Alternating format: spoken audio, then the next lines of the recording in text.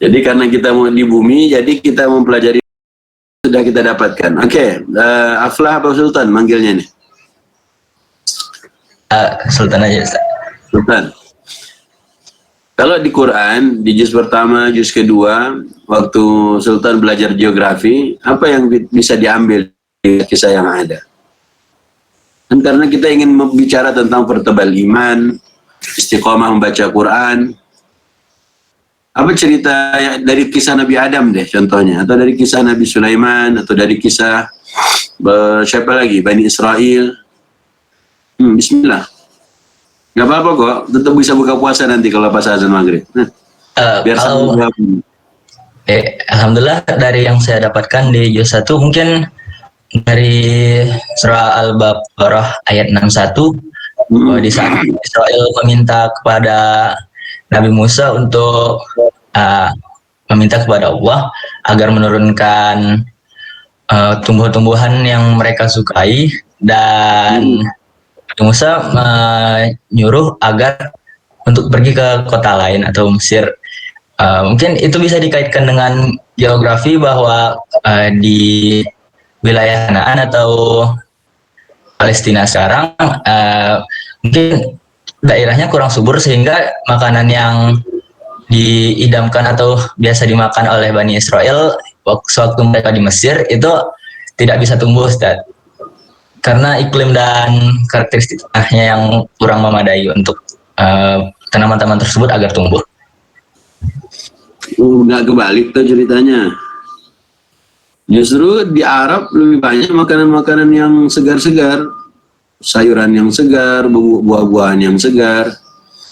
Kita, negeri kita yang kaya dengan buah-buahan, sayur-sayuran malah tak terlihat sekali.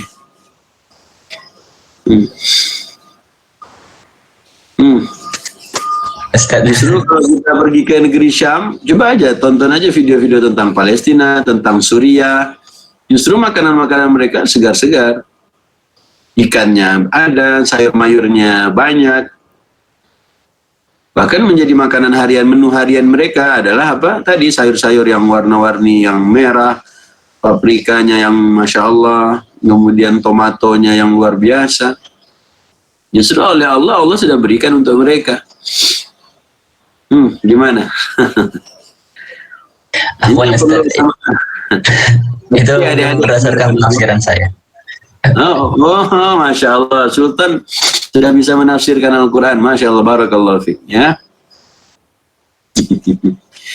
Baik, adik-adik, ibu-ibu, hadirin hadirat yang dimuliakan Allah Subhanahu Wa Taala. Seberapa penting geografi tentunya. Ya, Al-Quran adalah kitab segala ilmu. Insya Allah bisa kita temukan apapun yang kita inginkan di dalamnya. Ya, Al-Quran.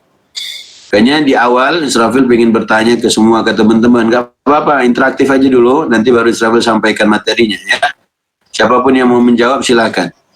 Nabi Sulaiman itu ada di negeri Palestina.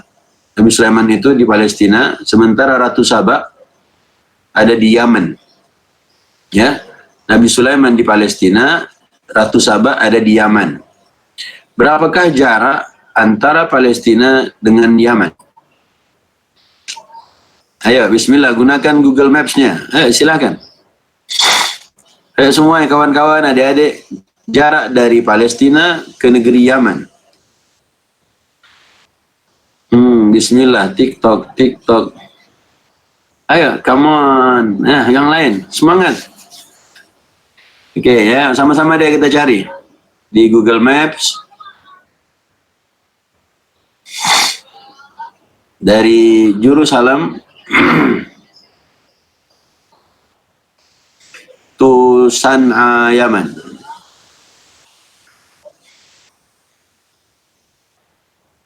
Nah, bismillah. Sudah dapat?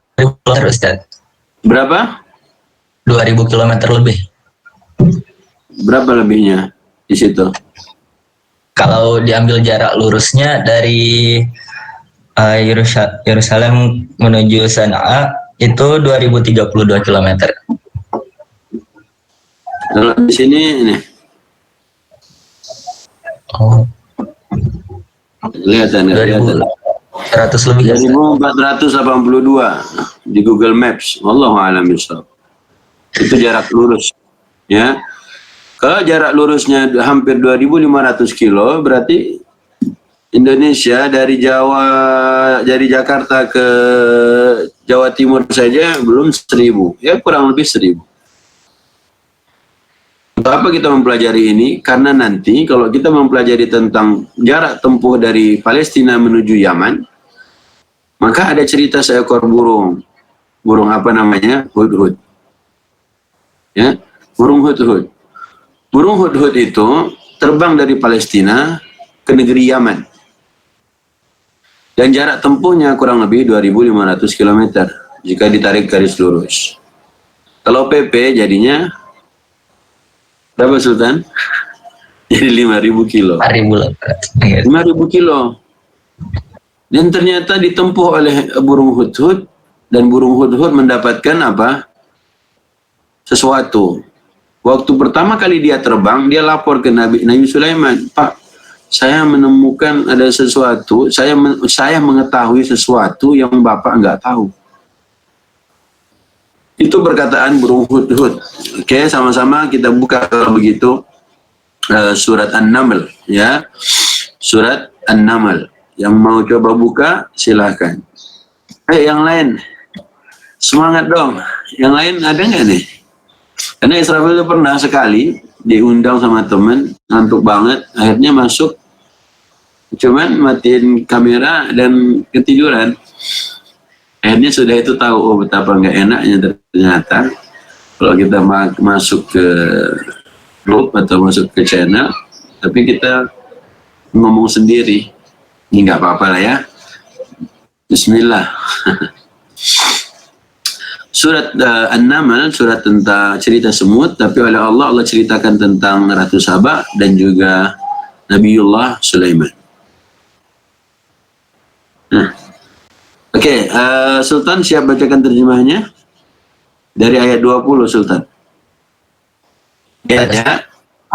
Bismillah.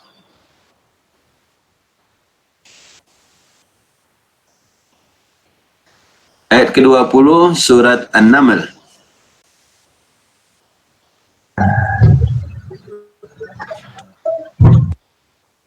Silakan. Baik, Bismillahirrahmanirrahim. Dan dia memeriksa burung-burung lalu berkata, mengapa aku tidak melihat Hudhud? Apakah ia termasuk tidak hadir? Pasti akan kuhukum dia dengan hukuman yang berat atau kusembelih ia, kecuali jika ia datang kepadaku dengan alasan yang jelas. Maka tidak lama kemudian datanglah Hudhud, lalu ia berkata, aku telah mengetahui sesuatu yang belum engkau ketahui. Aku datang kepadamu dari negeri Saba membawa suatu berita yang meyakinkan. Sungguh kudapati ada seseorang perempuan yang memerintah mereka, dan dia dianugerahi segala sesuatu serta memiliki singgasana yang besar. Aku mendapati dia dan sebentar. Oh, yes, karena kita pengen mempertebal iman kan? Pengen mempertebal iman, tapi dari membaca kisah Nabi Sulaiman dengan Ratu Saba. Tapi tidak cerita Nabi Sulaiman langsung. Allah langsung kan ceritakan kepada kita tentang Nabi Sulaiman kehilangan menterinya dari kalangan burung, Hudhud. Kata Nabi Sulaiman, wa tafaqqadat tayra, ayat 20-nya. Faqala la aral hudhuda. Kok gue nggak ngelihat Hudhud ya? Am kana minal ghaibin, ataukah Hudhud memang nggak hadir? Ya, yang baru masuk bisa dibuka surat An-Naml mulai ayat 20. Jadi ketika seseorang itu tidak hadir, bukan berarti dia gaib, bisa jadi kita nggak melihatnya. Dan ini dilakukan oleh Nabi Sulaiman. Kita jangan ujuk-ujuk bilang pasti nggak hadir lagi, pasti nggak hadir. Belum tentu, mungkin dia tapi tersembunyi karena saking banyaknya. Maka Nabi Sulaiman bilangnya gini, Maliyalah aral hudhuda am kana minal ghaib. Kok gue nggak ngelihat Hudhud ya? Atau memang dia nggak hadir? Paham ya? Jadi poin pertama adalah Nabi Sulaiman tidak serta-merta langsung bilang Hudhud pasti nggak hadir. Enggak. Dia bilang kok gue nggak ngelihat Hudhud, atau memang dia nggak hadir. Yang kedua, lau azibannahu ayat 21, lau azibannahu aw la azaban syadidan aw la azbahanna. Yati Hudhud, akan ku siksa dia nanti. Lihat bagaimana ketika seorang itu sedang mungkin membutuhkan, dalam hal ini Nabi Sulaiman, tapi dia sedang marah. Ini Israfil nggak tahu nih ilmu geografi atau ilmu apa. Pokoknya ilmu tentang perburungan kali ya. Dia bilang, Nabi Sulaiman bilangnya, akan kusembelih dia, akan kusiksa dia dengan siksaan yang dahsyat, atau aku akan sembelih dia. Atau dia nanti akan datang, akan hadir, tapi dia bawa alasan. Jadi semuanya diberikan oleh Nabi Sulaiman. Tak serta-merta, apa sebenarnya, hukum nanti mati aja dia. Enggak. Nabi Sulaiman alaihissalam bilang apa? Atau dia akan datang membawa bukti, membawa sesuatu yang bisa membuat dia ya lepas dari hukuman. Itulah ayat Nabi Sulaiman. Yang ketiga, ayat berikutnya Allah bilang famakatha ghayra ba'idin. Oke, lanjut. Sekarang Sultan ayat 22 surat An-Naml-nya.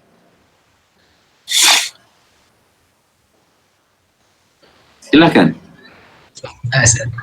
Maka tidak lama kemudian datanglah Hudhud. Lalu ia berkata, aku telah mengetahui sesuatu yang belum engkau ketahui. Aku datang kepadamu dari negeri Saba, membawa suatu berita yang meyakinkan. Oke ya. Pertanyaannya muncul lagi nih. Udah terlambat, tapi apa? Burung Hudhud udah terlambat nih, tapi dia bilangnya apa? Dia waktu ketemu Nabi Sulaiman, berjumpa dengan Nabi Sulaiman, dia bilang, wahai Sulaiman, aku punya sesuatu yang kau nggak punya. Kalau bahasa kita udah telat, ngeles, belagu lagi. Itu burung Hudhud terjadi padanya seperti itu dalam kasus ini. Kata dia apa? Coba diulang lagi terjemahnya. Siapa? Sultan? Aku telah dari awal ya Ustaz. Ya, dari yang barusan aja. Lalu ia berkata, aku telah mengetahui sesuatu yang belum engkau ketahui. Aku datang kepadamu dari negeri Saba membawa suatu berita yang meyakinkan. Jadi aku tahu yang kau nggak tahu. Berarti walaupun penguasa, walaupun pemimpin, walaupun yang lebih besar, bisa jadi dia nggak tahu yang bawahannya ketahui. Itu tidak menutup kemungkinan. Buktinya Nabi Sulaiman sang raja yang mau berkuasa saat itu, di bawahnya tentaranya ada kalangan jin, ada kalangan burung, ada kalangan manusia. Bisa jadi dia nggak tahu, karena yang maha mengetahui itu siapa? Allah. Makanya waktu burung Hudhud bilang, ahadtu malam tuhid bihi. Aku pun tahu yang kau nggak tahu. Itu kalau sebagai manusia kita pasti bilang apa? Oh kok gitu ya? Ya udah gini deh. Nah, pasti ada sesuatu. Kemudian kata Hudhud, ana membawa berita dari negeri Saba. Berita ini bukan bohongan, berita ini serius. Lihat, ini interaksi seperti ini Allah abadikan di Quran. Allah abadikan di Quran. Ingin pertebal iman, maka di antara yang mampu untuk mempertebal iman kita adalah membaca kisah-kisah di Quran. Makanya kalau mahasiswa geografi misalnya ya, mahasiswa geografi belajar tentang geografi. Apakah belajar geografi bisa menambah iman? Ya, bisa jadi iya, bisa jadi enggak. Wallahu a'lam bishawab. Tapi kadang Israfil berpikir mempelajari geografi, menghafalkan nama ibu kota setiap negeri, kemudian menghafalkan bendera-bendera. Tapi kan kasihan juga dia cuma ngafalin bendera-bendera, ya ibu kota negeri tertentu atau negara tertentu. Tapi sampai dia meninggal wafat, rahimahullah, belum sempat pergi ke negeri itu. Kan berarti dia ngapalnya manfaatnya di mana? Sementara kita berdoa, Allahumma inni as'aluka ilman nafi'an. Kita pengen ilmu itu bermanfaat. Kalau kita udah habis-habisan waktu kita menghafalin ibu kota dan negaranya, menghafalkan jumlah penduduknya, letaknya di mana, di peta di mana. Tapi ternyata ilmu itu tak terpakai. Sementara Quran berbeda caranya. Ya, Quran itu punya cerita dan punya apa? Ibrah yang bisa kita ambil nantinya. Oke, Nabi Sulaiman alaihissalam diberitahu oleh Hudhud, ana bawa berita dari negeri yang negeri Saba, dan negeri itu apa yang terjadi di negeri itu. Tapi berita ini kata dia nggak bohong bos. Ini burung aja dia nggak mau nyebarin hoax. Kalau ada manusia nyebarin hoax berarti kalah dia sama burung. Lanjut. Ya, lanjut ayat 23-nya. Dia udah sebut satu negeri di sini. Apa? Saba. Sungguh, kudapati ada seorang perempuan yang memerintah mereka, dan dia dianugerahi segala sesuatu, serta memiliki singgasana yang besar. Oke. Jadi burung Hudhud waktu melihat ada negeri dipimpin oleh wanita, benar bagi dia ini sesuatu yang kayaknya enggak deh. Jadi Hudhud aja nggak sepakat ataupun dia nggak kurang setuju dengan apa? Dengan negeri yang dipimpin oleh seorang wanita, maka dia laporkan pada Sulaiman. Dan hari ini kita yang belajar mengaji, yang belajar Quran, negeri kita dipimpin ibu-ibu, kemudian apalagi wali kotanya wanita, bupatinya perempuan, santai-santai aja. Hudhud tuh nggak santai dia. Hudhud tuh sampai melapor pada Nabi Sulaiman, apa, Bu, Pak, saya melihat ada negeri yang dipimpin wanita. Kok bisa ya Hudhud pekanya seperti itu? Makanya kalau ilmu kita itu membuat kita semakin peka tentang yang baik dan yang buruk, berarti kan keren banget. Akhirnya Nabi Sulaiman mendapatkan berita tadi, ya. Nabi Sulaiman tidak langsung percaya, ya. Kata dia, wahai Hudhud, wahai siapa Sulaiman, aku bawa berita dari Sabak, binaba'in yakin, dengan kabar yang benar-benar yakin, inni wajadtu imra'atan tamlikuhum. Aku melihat ada wanita, ada ibu-ibu yang berkuasa di atas mereka. Terus wa utiyat min kulli syai'in wa laha 'arsyun 'azim. Nah, ibu ini di negeri Sabah itu dia berkuasa penuh, kemudian dia memiliki singgasana yang agung. Benar gitu ya terjemahannya, Sultan? Lanjut terjemahannya. Aku dapati dia dan kaumnya menyembah matahari bukan kepada Allah, dan setan telah menjadikan terasa indah bagi mereka perbuatan-perbuatan buruk mereka sehingga menghalangi mereka dari jalan Allah, maka mereka tidak mendapat petunjuk. Nah, kata Hud lagi ke Nabi Sulaiman, aku melihat ibu itu dan kaum ibu itu yasjuduna lisyamsi, mereka sujud pada matahari, mereka tidak sujud pada Allah. Itu pun dilaporkan juga pada Sulaiman. Nah, seekor burung melaporkan sesuatu yang bagi dia itu nggak beres tuh. Pertama, yang memimpin perempuan. Yang kedua, menyembah selain Allah. Yang disembah adalah matahari. Bagi seekor burung itu enggak deh. Enggak pas banget. Enggak, apa istilah yang paling pas di situ?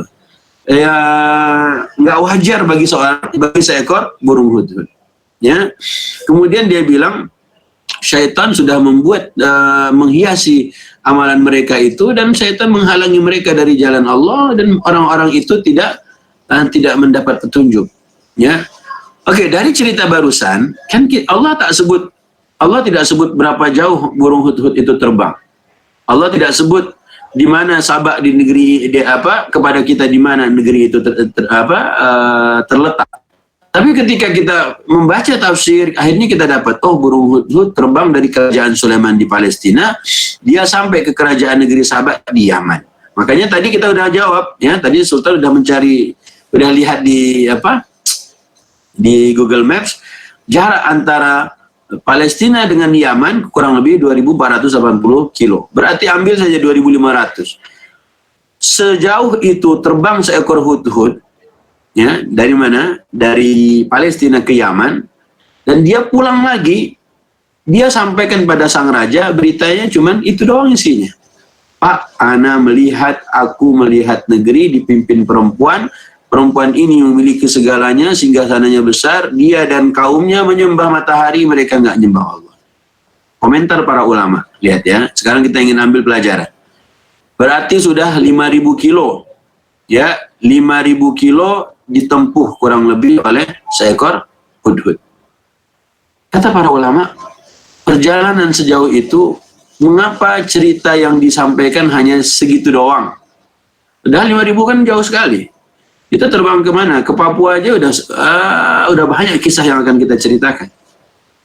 Ya. Makanya Hudhud tahu, melapornya dia kepada sang raja, dia tahu raja itu kan tidak banyak waktunya untuk ngobrol yang nggak penting. Maka dia pilihkan berita yang paling penting untuk diceritakan pada raja dan disampaikan, dan itu sangat penting. Apa yang sangat penting dalam hal ini? Ada suatu negeri melakukan kesyirikan. Berarti berita terpenting yang harus sampai dan harus diatasi segera adalah berita suatu negeri terjadi kesyirikan di dalamnya. Makanya kawan-kawan, adik-adik semuanya, para hadirin hadirat, kalau ada di suatu negeri terjadi kesyirikan, itu bertanda bumi ini nggak beres. Padahal bumi ini Allah titip Nabi Adam dulu agar menjadi khalifah, memperbaiki semua isinya, agar menyembah Allah Subhanahu wa Ta'ala. Makanya syirik itu adalah kezaliman terbesar. Ya. Dan burung hudhud tahu itu. Berarti seekor burung, fitrahnya seekor burung sebagai makhluk Allah, dia mengetahui. Syirik itu nggak boleh merajalela, tidak boleh kita biarkan terjadi di bumi ini. Makanya sebagai kita orang Islam, setiap ada negeri dimanapun dia terjadi kesyirikan, itu harus kita atasi. Tapi Nabi Sulaiman karena sebagai raja, dia yang memiliki kekuasaan, hudhud pula hanya seekor burung, dia tidak bisa membasminya sendiri, tidak bisa merubahnya sendiri. Dia harus mencari kekuatan. Bagaimana caranya? Disampaikan kepada aparat keamanan, disampaikan kepada penguasa. Makanya kalau kita nanti faham, mengingkari suatu kemungkaran, itu tidak bisa sendirian. Apalagi kita tahu kita nggak punya kekuatan seperti tadi burung, seekor burung doang. Makanya jangan asal kita bertindak sendiri. Dan ini cerita. 5.000 kilo, hanya ceritanya ini doang. Iya, karena ini yang paling penting. Hudhud tuh nggak cerita macam-macam, Pak. Waktu Ane terbang kemarin, Pak, aduh, Pak, sempet ini Pak, keseleo kaki anak Pak. Dia nggak cerita yang begitu, nggak penting. Bagi hudhud itu nggak penting banget cerita kaki keseleo, sayapnya patah, melihat betina cantik. Enggak, dia nggak ngomong itu, nggak penting bagi dia. Karena yang penting itu cerita yang penting-penting. Maka Rasulullah bilang begini, min husni islamil mar'i tarkuhu ma la ya'nihi. Keislaman orang itu, keislaman seseorang itu baik manakala dia meninggalkan semua yang nggak ada manfaat buat dirinya. Makanya sekarang kita harus lakukan sesuatu. Apa sih yang paling manfaat bagi saya di bulan Ramadan, bulan suci ini? Apa yang paling manfaat? Dan ternyata yang paling manfaat untuk kita gunakan di bulan Ramadan adalah waktu kita bersama dengan Al-Quran. Nah, waktu bersama dengan Quran ini waktu paling bermanfaat sekali di bulan Ramadan karena beberapa hal.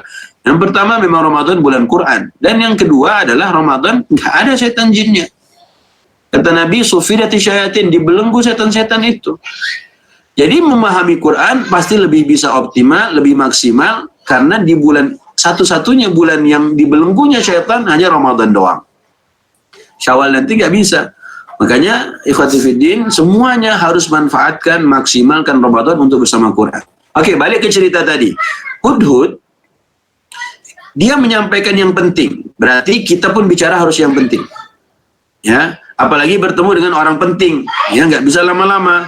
Waktu kita terbatas, sampaikan yang terpenting. Yang kedua, kalau mau mengingkari suatu kemungkaran dan kita tahu kita tidak memiliki kekuatan, maka sampaikan kepada aparat keamanan, kepada orang yang memiliki jabatan tertinggi, kepada orang-orang yang mampu untuk meluruskan kekeliruan dan kesyirikan tadi itu.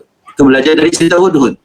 Kemudian yang ketiga, perjalanan jauh. Biarpun jauh kita tempuh, tadi ya, jarak kita 2.500 kilo.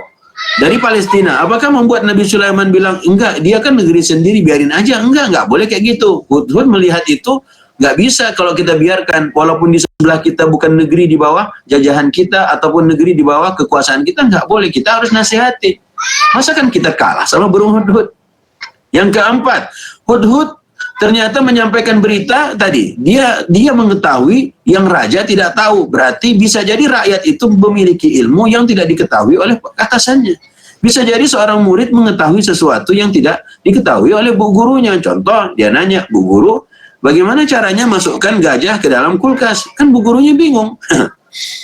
Bu gurunya karena kebanyakan ilmu, dia bilang, ya nggak bisa dong nak, masukin gajah ke dalam kulkas, nanti bagaimana numbangin gajah ibu guru? Padahal gampang aja seorang murid jawabnya apa? Ya tinggal gampang aja bu guru, tinggal apa? Buka pintu kulkasnya, masukin gajahnya, keluar apa? Tutup pintunya, selesai. Sederhana cara berpikir itu. Terus kemudian cara berikutnya bagaimana masukin apa namanya?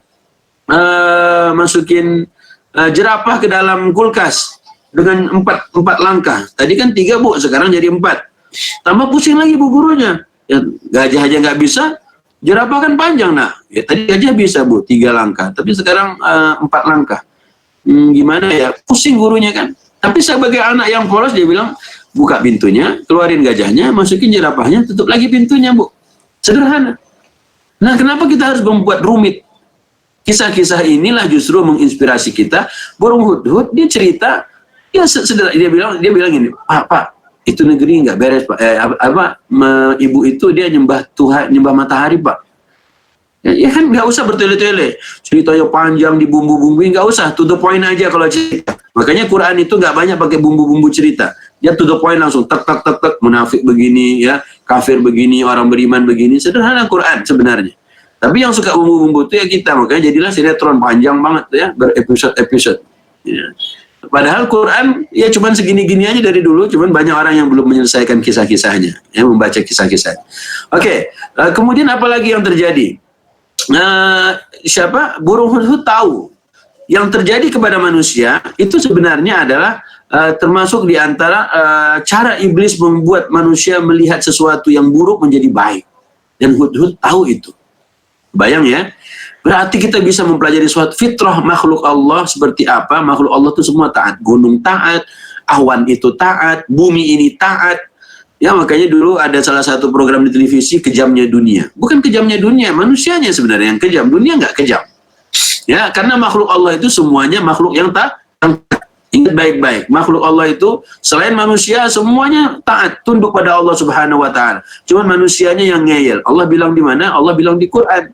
Mana ayatnya? Allah Subhanahu wa taala mengatakan inna aradnal amanata 'ala samawati wal jibal dalam Al-Ahzab. Coba sebentar kita loncat ke Al-Ahzab, Sultan. Al-Ahzab surat 33 ayat 72. Coba lihat ayatnya dan bacakan terjemahnya. Israfil ternyata berdua sama Sultan, yang lain pada diam-diam aja. Ya, Al-Ahzab surat 33 ayat 72. Inna aradnal amanata 'ala as-samawati wal ardi wal jibali fa abaina an yahmilnaha wa ashfaqna minha wa hamalaha al-insan innahu kana zaluman jahula. Silakan. Terjemahannya. Dapat? Bismillahirrahmanirrahim. Sesungguhnya kami telah menawarkan amanat kepada langit, bumi, dan gunung-gunung, tetapi semuanya enggan untuk memikul amanat itu dan mereka khawatir tidak akan melaksanakannya karena berat. Lalu dipikullah amanat itu oleh manusia. Sungguh manusia itu sangat zalim dan sangat bodoh. Masya Allah. Subhanallah. Jadi kata Allah, dulu Allah pernah tawarin kok ini. Bumi ini oleh Allah tawarkan kepada siapa? Kepada gunung. Allah tawarkan apa? Kepada bumi. Allah tawarkan kepada langit. Amanah berat untuk menjadi khalifah. Karena kan makhluk ini besar semua. Langit ini besar, bumi ini besar. Gimana wahai bumi, kau mau mengelola? Kau menjadi khalifah di bumi. Wahai gunung, kau mau jadi khalifah di bumi. Kata Allah, fa'abaina, semuanya itu apa? Menolak. Semuanya nggak mau. Nggak mau memikul apa? Beban ini ataupun memikul amanah ini. Tapi kata Allah, wa ashfaqna minha wa hamalaha al-insan. Malah manusia yang tertarik untuk mengelola bumi. Makhluk yang kecil tapi mau mengelola bumi. Kata Allah. Nah, ini semua Allah ceritakan ke kita untuk apa? Kenapa harus diceritakan? Ini menunjukkan pada kita mereka pernah ditawarkan dan mereka tahu diri. Akhirnya mereka ngapain sekarang? Nah, kalau kita mau tahu ngapain, kita lihat surat Shad. Ya, surat Shad itu oleh Allah cerita tentang Nabi Daud alaihi salam. Apa yang terjadi? Ayat 17-nya, surat 30 berapa? 38 Shad. Isbir ala ma yaqulun wadhkur 'abdana Daud dzal aidi innahu awwab inna sakharna al-jibala ma'ahu yusabbihna bil 'ashyi wal ishraq wat tayra mahsyuratan kullun lahu awwab wa shaddadna mulkahu wa atainahu al-hikmata wa fasla al-khitab. Allah berikan ini pada Nabi Daud. Apa yang terjadi? Ayat 17, 18, 19, 20. Silakan. Gak apa-apa Sultan bacakan? Bismillah. Sultan doang dapat pahala nih. Yang lain mau bacakan sebenarnya boleh. Silakan. Kepada peserta, apabila ada yang mau membacakan, monggo. Ayo yang lain. Nyalakan aja videonya, nggak apa-apa. Interaktif aja. Boleh silakan mengajukan diri atau jika tidak ada saya saja. Baik, sepertinya saya saja Ustaz. Tafadhal. Bismillah. Bersabarlah atas apa yang mereka katakan dan ingatlah akan hamba kami Daud yang mempunyai kekuatan. Sungguh dia sangat taat. Sungguh kamilah yang menundukkan gunung-gunung untuk bertasbih bersama Daud pada waktu petang dan pagi. Dan kami tundukkan pula burung-burung dalam keadaan terkumpul. Masing-masing sangat taat kepada Allah. Jadi Dan Allah kami bilang apa? Allah bilang apa? Gunung bertasbih, burung bertasbih. Jadi semuanya bertasbih, cuman manusianya aja yang kadang ini. Jadi gunung itu bertasbih, maka dalam Al-Isra juga sama. Allah ceritakan hal yang hampir-hampir mirip dengan Allah ceritakan barusan. Jadi semuanya bertasbih, cuman manusianya yang suka zalim pada Allah. Udah tempatin bumi ya seenak maunya sendiri, kemudian nggak mau melakukan yang diperintahkan oleh Tuhannya. Buktinya tadi, burung melihat kondisi negeri Saba. Kok Allah ciptakan mereka, mereka malah gunakan untuk menyembah selain Allah. Nah, ini semua cerita yang harusnya cerita ini ya bukan menginspirasi kita, tapi membuat kita berpikir. Apalagi tadi adik-adik yang dari kuliah apa tadi, geografi, fakultas geografi, dia belajar tentang bumi, tentang apa jarak, tentang isi bumi, tentang nama-nama negeri. Terus manfaatnya di mana? Ini yang harusnya kita tanyakan sama-sama. Ya, harus ada manfaat. Kalau enggak ada manfaat, merugi kita. Habis waktu kita terbuang hanya untuk sesuatu yang mungkin wa'udzubillah enggak ada manfaatnya. Ya, karena tadi Ramadan, ayo kita lihat Quran. Quran hanya ceritakan sederhana kan tadi kisahnya. Kisahnya adalah bagaimana Hudhud, kemudian bagaimana Nabi Sulaiman. Bagaimana negeri Saba. Oke ya. Ini sedikit cerita dan kita balik lagi ke cerita tadi, kita selesaikan dulu kisah Nabi Sulaiman dengan burung Hudhud. Di surat An-Naml. Oke. Ya surat 27. Ayo yang lain-lain. Mana nih? Nggak kelihatan wajahnya. Semoga Bismillah. Lanjut kisahnya tadi. Tadi ayatnya sudah sampai 24 ya. Loncat aja ke ayat 27. Kita singkat waktu kita, silahkan. Dia Sulaiman berkata, akan kami lihat apakah kamu benar atau termasuk yang berdusta. Lihat, Sulaiman, dia walaupun hebat, raja, dia tetap adil. Dia nggak langsung, lu jangan macam-macam sama gua, lu jangan belah gua sama gua. Nggak begitu Nabi Sulaiman.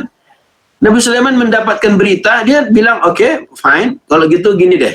Tadi kan Anda bawa beritanya bla bla bla bla. Dia nggak harus survei, karena kalau survei nanti makan uangnya semakin banyak lagi. Ya, nanti dana dibuat perjalanan kan semakin banyak lagi tuh. Akhirnya kata Sulaiman, karena Anda yang memulai ini perkara, maka Anda yang harus menyelesaikan. Ya, Anda mau lihat Anda benar nggak dengan berita Anda ini? Kalau begitu kita lihat. Sananzuru asadaqta am kunta minal kadhibin. Jadi jangan langsung percaya aja. Lanjut ayat 28-nya. Apa yang dilakukan oleh Nabiullah Sulaiman?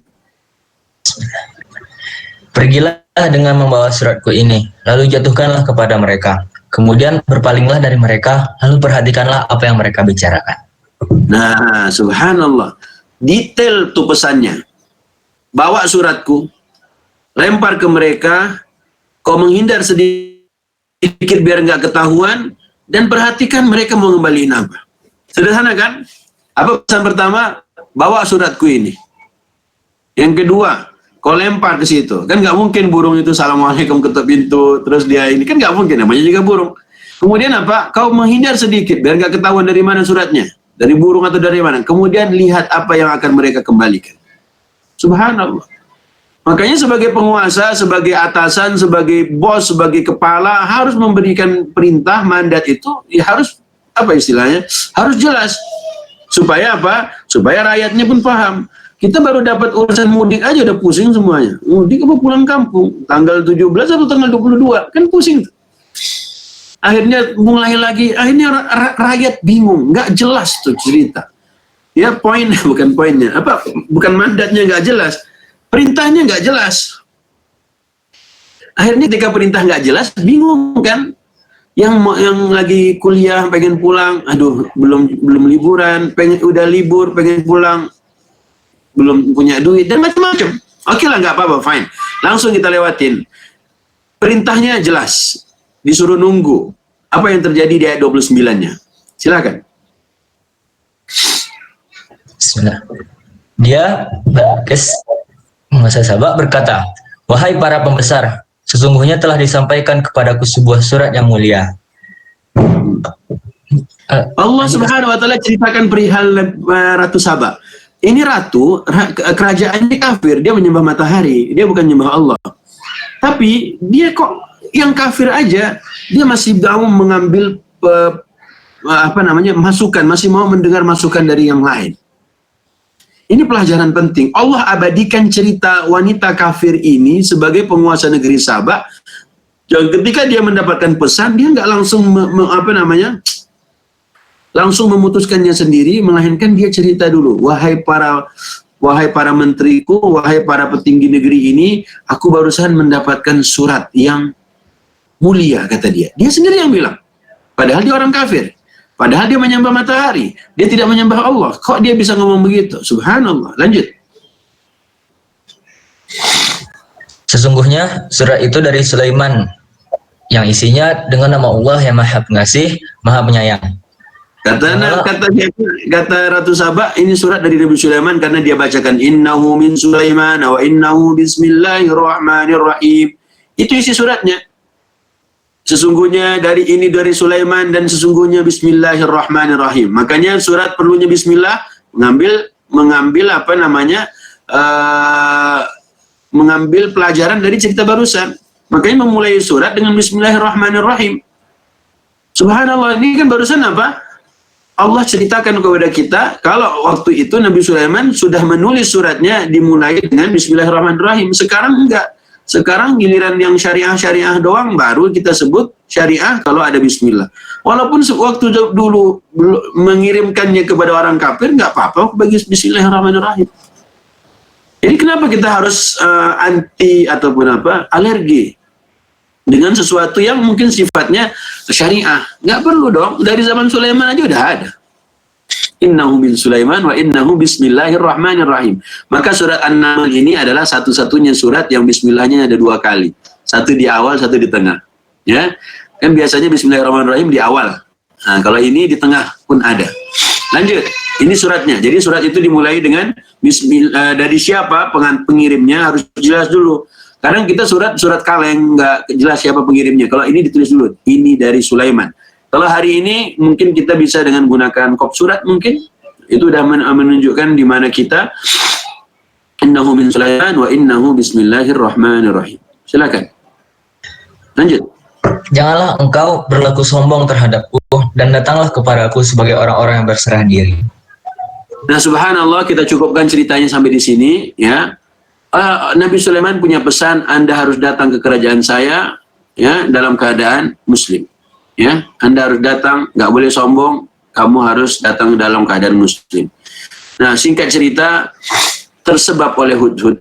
Ya, nanti silakan dilanjutkan sendiri adik-adik ya, kawan-kawan semuanya membaca kisahnya. Singkat cerita adalah tersebab seekor burung Hudhud. Negeri Sabah ini seluruh penduduknya masuk Islam.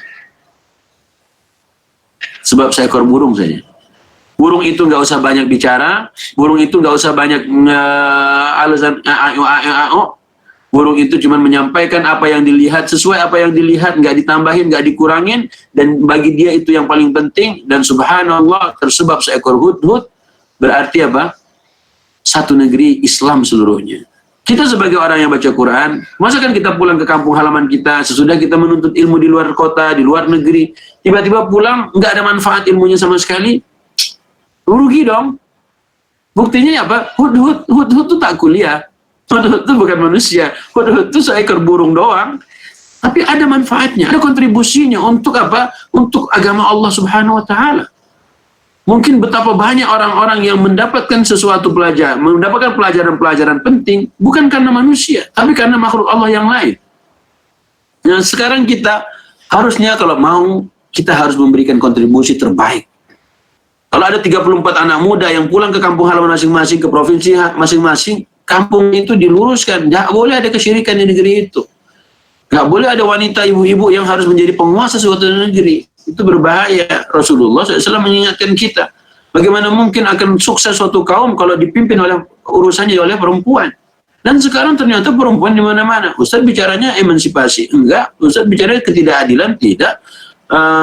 Wanita diinjak-injak. Enggak. Enggak ada. Justru laki-laki itu lahir dari rahim wanita.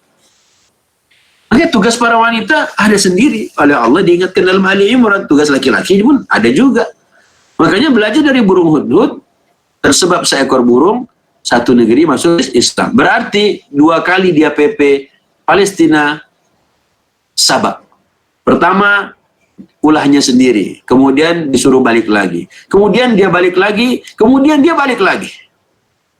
Ya kan? Kurang lebih sekian ribu kilo ditempuh oleh Hudhud. Ya, dia PP Sabak ke Filistin lagi. Kemudian dia harus balik lagi untuk membawa surat tadi, kemudian dia pulang lagi ke negeri Palestina.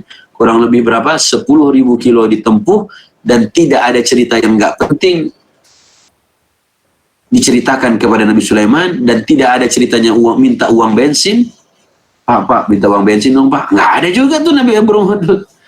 Makanya sebagai da'i nggak perlu kita cengeng, nggak perlu kita ngeluh, nggak perlu lagi apa.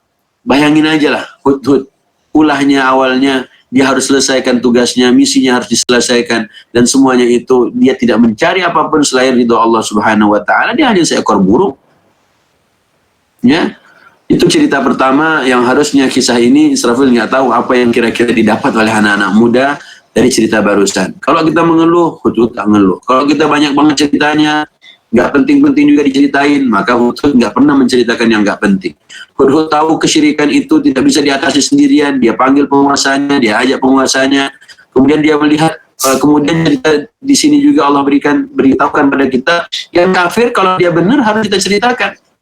Dia penguasa wanita tadi, dia musyrik, harus kita ceritakan, makanya harus adil.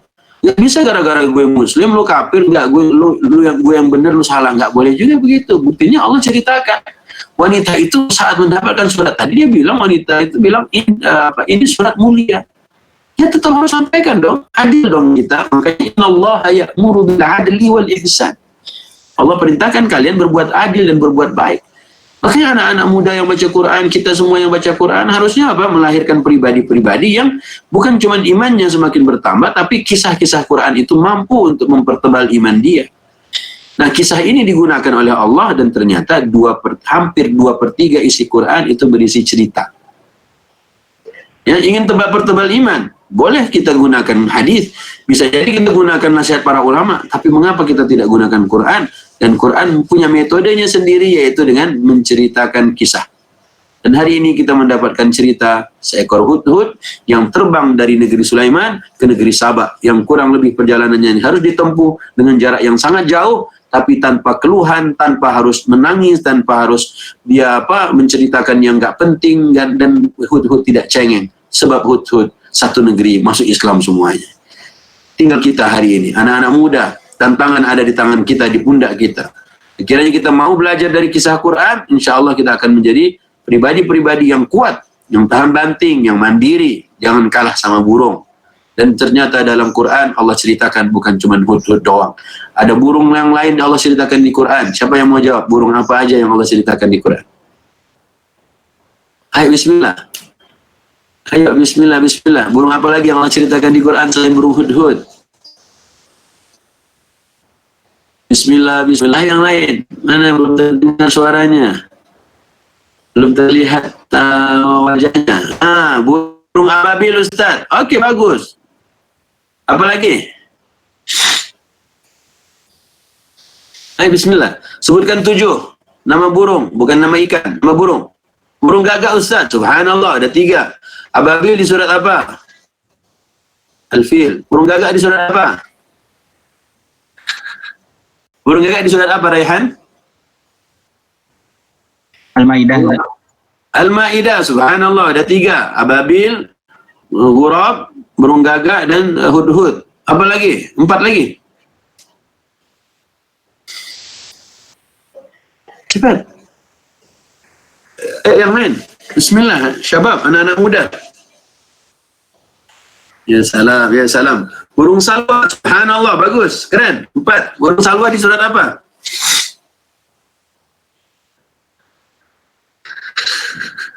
Burung salwa di surat apa? Maulidiyah. Al-Baqarah 57, subhanallah, bagus. Dia bukan burung salwa. Salwa itu seperti mirip burung, kata para mufassir.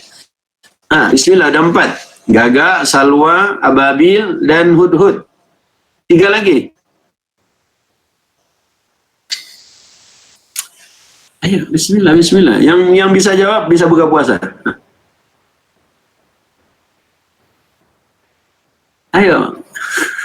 Israfil agak-agak bingung nih. Cuman Sultan doang nih. Itu pun Sultan nggak kelihatan wajahnya. Sudah nunduk. Nah, ayo Sultan. Ada satu yang bawa bendera, satu di pepohonan, satu pakai kacamata, satu warna doang. Subhanallah. 3 lagi. Hudhud sudah di An-Naml, Ababil di Al-Fil. Burung gagak di surat Al-Maidah, Salwa di surat Al-Baqarah. Ayo. TikTok. Ayo bismillah. Udah, habis waktunya. Kalau Apa? kalau burung yang berada di mimpi orang yang dipenjara di surah Isa, Ustaz. 5. 2 lagi. Ayo dong. 2 lagi.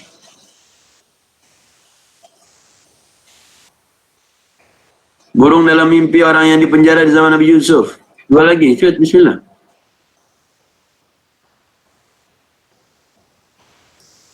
Ya Rabbana A'tarafna.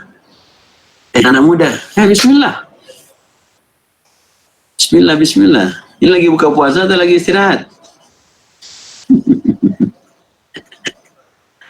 Mungkin sedang mencari, Ustaz. Sedang mencari. Googling pun nggak apa-apa kok. Lagi nyari jawabannya. Googling aja kisah burung dalam Quran. Langsung muncul. Bismillah, cepat. Subhanallah. Ayo. Kan ingin pertebal keimanan. Allah gunakan cara kayak gini lah. Israfil pernah diundang sama tim Yuk Ngaji. Ustaz Felix Xiao ngajakin juga waktu itu.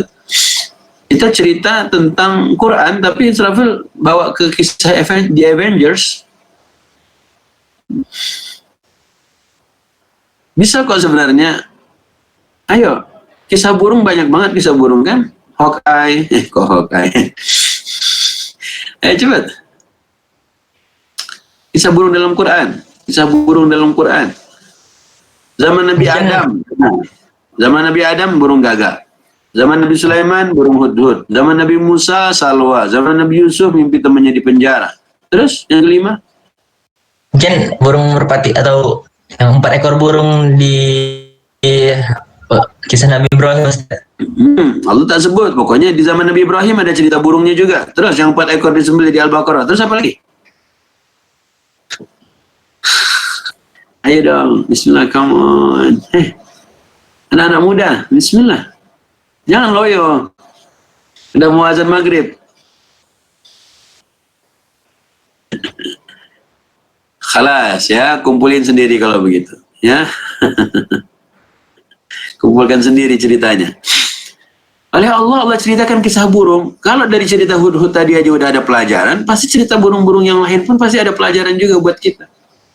Maka kisah-kisah itu sengaja Allah kisahkan pada kita supaya apa? Ada yang kita ambil pelajaran darinya. Sama dengan kisah Al-Kahfi. Al-Kahfi pun unik juga sebenarnya. Kenapa saya harus membaca cerita Al-Kahfi setiap Jumat? Atau setiap malam Jumat? Ada apa di dalamnya? Dan kenapa kisah? Kalaupun mau kisah yang di juz 30 lebih banyak lagi. Semua hampir-hampir cerita tentang akhirat, tentang surga dan neraka. Makanya orang-orang barat hampir-hampir mereka membuat film pasti yang model filmnya itu yang sci-fi, science fiction. Yang ceritanya ya di Endgame, kemudian apa lagi? Judgment Day, kemudian apa lagi? Pokoknya film-film akhir zaman atau entah kapan itu terjadi, film-film akhirat. Kenapa harus mereka bikin dan orang-orang suka? Kalau mereka nggak bikin film tentang akhirat, mereka bikin cerita tentang yang di langit. Mereka bikin Star Wars. Mereka bikin film tentang bintang, perangan antara galaksi. Kenapa mereka bikin itu? Dan semua kan kisah, film. Mereka bikin film. Nah kita punya Quran. Kisah burung, mungkin mereka banyak juga bikin ceritanya. Di Madagaskar ada kisah burung juga. I believe I can fly, dia nabrak pohon. Kayak gitu kan? Nah sekarang adik-adik ingin pertebal keimanan. Quran punya cara. Waktu Nabi masih di kota Mekah, kisah yang Allah gunakan. Allah tak gunakan hukum. Allah gunakan sholat, harus sekian, zakat, puasa. Enggak, belum ada waktu Nabi di Mekah. Waktu di Mekah lebih banyak kisah. Kalau mau kisah akhir zaman atau akhir endingnya negeri kita ini, bumi kita ini adalah nanti surga atau neraka. Neraka, surga banyak sekali. Semua yang indah-indah. Kisah neraka yang nggak asik-asik, yang ceritanya aneh-aneh itu. Dan mereka bikin itu semua. Makanya mulai dari kisah pertebal keimanan kita. Untuk kalau hadis, ya, Israfil lebih concern. Kalau untuk bicara hadis dan usul fikih itu ada waktunya tentunya. Tapi Quran memilih cara kita baca hadis Aisyah. Oke? Kita buka hadis Aisyah tentang surat Mufassal. Bukalah Google-nya, gunakan internetnya, silahkan. Adik-adik cari tentang surah Al-Mufassal. Surat Al-Mufassal. Aisyah radhiyallahu anha menceritakan kepada kita surat dalam Quran itu dibagi 4. Surat-surat Quran kita kan ada berapa surat? 114 surah di Quran. Ya. Nah, 114 surat itu dibagi oleh Rasulullah menjadi 4 kategori. Yang pertama At-Tiwal, yang kedua Al-Mi'in atau Al-Mi'un, yang ketiga Al-Mathani, yang keempat Al-Mufassal. Apa bedanya 4 kategori surat ini? Ya, nanti keywordnya kalian cari surat Al-Mufassal. Ya. Yang pertama As-Sab' At-Tiwal. As-Sab' At-Tiwal 7 surat panjang. 7 surat panjang itu adalah apa? Surat Al-Baqarah. Kemudian apa lagi? Nah, yang panjang-panjang surat apa lagi? Nah, Ali Imran An-Nisa, Ustaz. Ali Imran An-Nisa, baru 3. 7 kata Nabi. Bismillah. Apa lagi? Al-Maidah. Al-Maidah. Apa lagi? Bismillah. Al-An'am, Al-A'raf. Al-An'am, Al-A'raf. Terus? Taubah. Taubah. Anfal. Al-Anfal. Jadi 7 surat panjang. Nah, dalam hadis Nabi SAW bilang 7 surat panjang ini dia setara ataupun makom kitab Taurat. Coba ya, orang-orang Bani Israel yang mereka kaum Nabi Musa yang dapat kitab Taurat itu seperti kalau kita hari ini dikasih 7 surat aja itu aja. Coba kalau adik-adik semuanya dikasih 7 surat aja sama Allah. Al-Baqarah, Al-Imran, An-Nisa, Al-Maidah, Al-An'am, Al-A'raf, Al-Anfal. Coba 7 surat ini kalian dikasih oleh Allah. Kira-kira hafal nggak kita? Kira-kira kita hafalin nggak 7 surat panjang itu? Boro-boro kan? Wong pendek-pendek aja nggak hafal-hafal. Orang-orang Taurat itu, yang dapat Taurat mereka tuh umpama tadi 7 surat panjang itu. Itu Nabi dikasih tahu oleh Allah dan Nabi ngasih tahu ke kita. Yang kedua surat yang masuk kategori Al-Mi'in atau Al-Mi'un, ya. Al-Mi'un atau Al-Mi'in yang suratnya yang seratusan ayat atau lebih sedikit. Nah, Al-Mi'un itu setara dengan Zabur ataupun setara Injil atau Zabur. Injil kalau tidak salah, ya. Karena apa? Karena ayatnya ya segitulah kurang lebih, 100 lebih. Kemudian ada Al-Mathani yang banyak pengulangan itu pada Zabur. Kemudian baru yang keempat Al-Mufassal. Oleh Aisyah radhiyallahu anha bilang, umat Nabi Muhammad ini mereka dapat surat yang mufassal. Mufassal itu surat-surat pendek, ya, singkat dan padat. Nah, surat mufassal itu mulai dari surat Qaf 50 sampai An-Nas. Coba aja kalian lihat. Kata Aisyah, fihi dzikrul jannati wan nar. Ciri-ciri surat yang oleh Allah kirimkan untuk Nabi Muhammad khususan itu surat mufassal yang di dalamnya cerita surga dan neraka. Berarti kita sesungguhnya lebih banyak cerita surga dan neraka. Tapi dalam hari-hari ini jarang-jarang sekali diceritakan surga dan neraka. Kita nggak tahu. Katalog surga tuh nggak ngerti kita. Katalog neraka pun nggak tahu kita. Yang membuat banyak orang banyak pelanggaran dan melanggar. Coba, Israfil mau tanya adik-adik. Surga yang kalian inginkan itu seperti apa? Atau surga yang Allah ceritakan, Allah beritahukan katalognya kepada kita dalam Quran itu seperti apa? Surga. Oke, bismillah. Raihan. Gimana Raihan? Ya. Surga yang Raihan pernah baca di Quran itu seperti apa surganya? surga yang mengalir di bawahnya sungai-sungai. Seperti apa sungainya? Sungai madu. Nah, ada sungai madu di Sungai Jogja. Susu. Nah, terus Dalam surat Muhammad ini. apalagi? Ada kebun, terus Sungai kan? sungai. Sungainya baru 2. Oke, Raihan Terus Raihan pernah ke negeri apa atau pernah kemana melihat sungai-sungai dan kebun-kebun yang indah serasa di surga? Pernah nggak? belum pernah. Belum pernah. Berarti kita nggak pernah menggunakan imajinasi kita untuk terbang ke sana. Padahal orang-orang kafir mempersiapkan tuh James Cameron mempersiapkan film Avatar yang menceritakan tentang keindahan suatu tempat, manusianya berwarna biru, pergi kemana-mana, mereka hanya menggunakan hewan yang seperti burung yang ekornya tinggal ditancapkan dengan kita, langsung kita bisa terbang bersama dia. Kenapa imajinasi orang-orang kafir itu lebih dari kita, padahal Allah menceritakan tentang surga. Allah ceritakan tentang surga tentang apa? Mengalir sungai di bawahnya. Kita melihat sungai di negeri kita, tak ada satupun yang keren, kecuali di bawah negeri Pak Anies. Ya. Pak Anies Baswedan memperbaiki sungai-sungai di Jakarta, dan itu subhanallah membuat kita jadi teringat sungai-sungai di surga. Kita nggak pernah terbayang tentang sungai-sungai indah, padahal kalau kita ke Kremlin, ke Rusia, kita melihat sungainya yang sangat indah itu, orang-orang bisa bersuah foto di pinggirnya. Kita pergi ke London, saat pergi ke London orang-orang ngopi sore bisa di pinggir sungai di London. Orang pergi ke Belanda, sungainya bagus untuk difoto bersama. Sungai-sungai di mana lagi itu? Kenapa di Indonesia belum bisa? Karena kita nggak paham cerita Quran. Allah ceritakan perihal surga yang ada banyak sungai di bawahnya mengalir, tapi kita di Indonesia sungai itu nggak mengalir. Jadi seakan-akan kisah-kisah surga itu nggak menginspirasi saya untuk membuat negeri kita ini bak surga. Justru menghidup di negeri kita rasa-rasa macam di neraka aja. Segalanya serba nggak enak.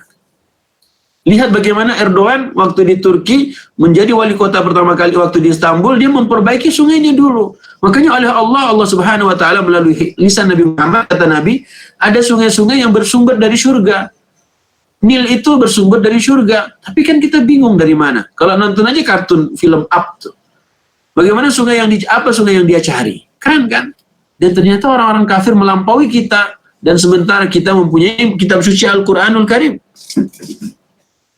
Karena kita nggak mikir. Kita jarang mau memikirkan yang ada di dalam Quran ini. Itulah yang kita inginkan. Quran membuat kita hari ini berpikir ulang. Ingin pertebal keimanan, tapi kita lupa mencari kata orang, kata ulama doang. Ya, tapi kita lupa memahami kalam Allah, kata Allah Subhanahu wa Ta'ala. Maka adik-adik yang dimuliakan Allah, pertebal keimanan, caranya di antara yang disebut oleh Aisyah adalah surat-surat mufassal, membaca kisah-kisah tentang surga, membaca cerita-cerita neraka, membaca kisah surga agar kita oleh Allah dimasukkan ke surga. Karena jangan sampai salah, Dajjal pun bisa mempertontonkan surga kepada kita. Rasulullah ingatkan, membaca Al-Kahfi di antara hikmahnya adalah kita terhindar dari fitnah Dajjal. Ingat, Dajjal itu mampu menawarkan surga untuk kita. Tapi kalau kita gagal memahami bagaimana surga yang oleh Allah ceritakan di dalam Quran, nanti saat ditawarin oleh Dajjal, kita akan ikut surganya dia. Israfil khawatir anak muda zaman now, mereka ikut Dajjal karena disiapin surga. Kalau Dajjal itu bisa menyulap kalian menjadi seperti artis Korea, di jidat Dajjal tertulis Ka, Fa, Ro aja nggak kebaca, kita rasanya kayaknya itu kaligrafi tulisan Korea. Bahaya. Kalau kita hari ini ternyata ya cukup dengan dibeliin pulsa top up buat main gamenya, dan kita bisa ikut maunya orang yang memberikan pulsa dan top up pulsa kita, maka Israfil khawatir Dajjal akan lebih mudah menguasai kita. Padahal Quran bilang apa? Surganya Allah itu tinggi. Kalau kita terlalu mudah untuk percaya dengan pada Dajjal nanti, na'udzubillah, kita berarti belum selesai baca juz amma. Allah bilang fi jannatin 'aliyah la tasma'u fiha laghiyah fiha 'ainun jariyah. surganya Allah itu tinggi. Kalau surga Dajjal pasti nempel di bumi juga. Kemudian kalau ceritanya Dajjal, gak mungkin kita dengar yang enak-enak. Pasti dengarnya apa? Kata Allah, la tasma'u fiha laghiyah. Gak ada yang bohong-bohong, gak ada yang hoax. Tapi di zaman Dajjal ada, banyak bahkan. Maka itulah mengapa kita harus mulai mengerti. Ya, kisah-kisah, kalau menurut bahasa Aisyah tadi, surat-surat mufassal, fihi dzikrul jannati wan nar. Ayo kita pertebal keimanan melalui kisah-kisah surga, melalui kisah-kisah neraka, dan sci-fi-nya orang-orang barat hari ini hampir semua bercerita tentang itu. Mereka bikin film animasi, mereka bikin film antara manusia dengan yang nggak jelas juga itu dari mana, ya. Mereka bikin contoh apa? Surga-surga itu di kisah apa ya? Avatar tadi ceritain surga juga. Kemudian cerita tentang Alita, cerita surga juga. Jadi tempat yang indah di atas, yang menjadi inceran banyak anak-anak muda waktu itu. Dan banyak lagi kisah-kisah yang semuanya imajinasi sifatnya. Dan kalau kita baca Quran, agar kita supaya hudan, Quran menjadi petunjuk, agar tak salah surganya, surga kita yang di dalamnya tidak ada yang hoax, tidak ada yang tipu-tipu, dan seterusnya. Wallahu a'lam bishawab. Kalau mungkin ada pertanyaan jawab, silakan. Tadi di tornya sampai jam berapa kita di tor? 16.55 penyampaian materi. Harusnya udah tanya jawab ya. Maaf ini Serafil ya. Oke, kalau ada yang mau bertanya atau yang jawab, silahkan. Waktunya sudah habis. Ya, boleh bertanya sebentar. Jika ada pertanyaan, boleh langsung on mic atau bisa melalui chat.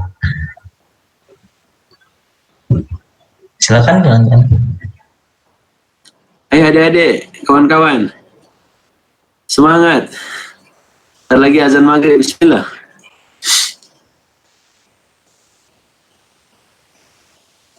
Nggak ada? Oke, kalau gitu Israfil tutup dengan beberapa ayat lagi. Oke ya, bismillah. Nomor 1. Nomor 1 kita ditutup dengan 3 ayat ya. Yang pertama, kita buka surat Muhammad ayat 16. Surat Muhammad ayat 16. Bismillah. Sudah dapat Sultan? Surat Muhammad surat 47 ayat 16. Raihan, mana Raihan, masih ada? Mau baca? Boleh, Ustaz. Mau Lydia? Silakan. Bismillah. Ayat 16.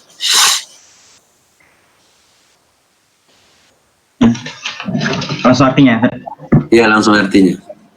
Dan di antara mereka ada orang yang mendengarkan perkataanmu Muhammad, tetapi apabila mereka telah keluar dari sisimu, mereka berkata kepada orang yang telah diberi ilmu, apakah yang dikatakannya tadi? Mereka itulah orang-orang yang dikunci hatinya oleh Allah dan mengikuti keinginannya.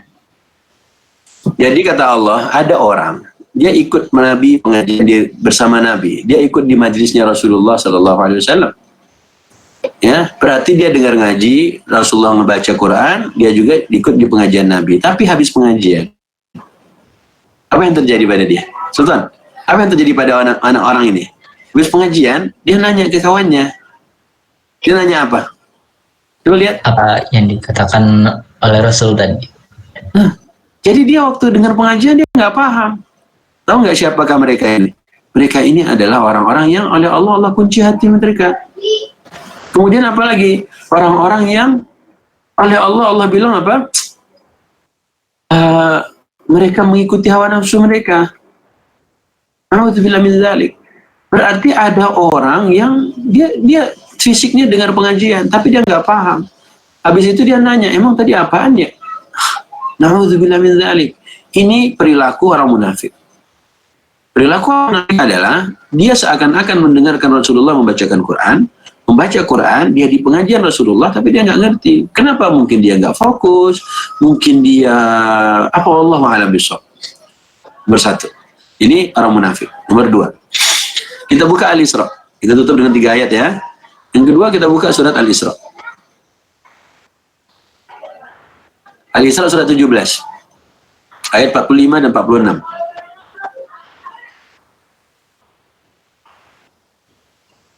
Baik Ustaz. Silakan. Dan apabila engkau Muhammad membaca Al-Quran, kami adakan suatu dinding yang tidak terlihat antara engkau dan orang-orang yang tidak beriman kepada kehidupan akhirat. Dan kami jadikan hati mereka tertutup dan telinga mereka tersumbat, agar mereka tidak dapat